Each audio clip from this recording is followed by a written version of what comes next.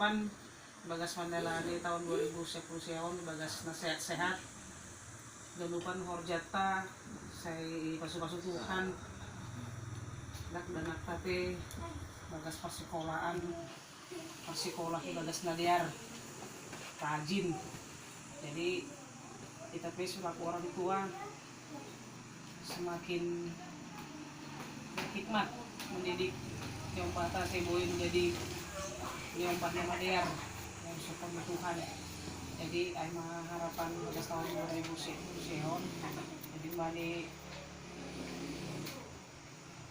Parpon tidak sama Boto, terima kasih banyak dari telah menjamu kami dengan hidangan yang enak. Kita baik, kerja agar mau mangan dong, mah, bubir malang jago kan. Jadi ya terima kasih, sungguh nikmat.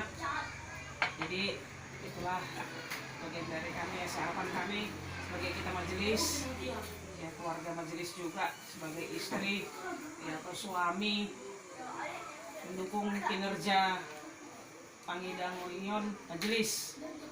Jadi itulah harapan. Jadi kalau tidak ada dukungan istri atau suami sebagai parporja sulit.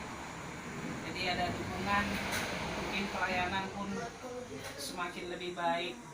Itulah harapan di tahun 2019 kita saling membuka hati, menjauhkan dari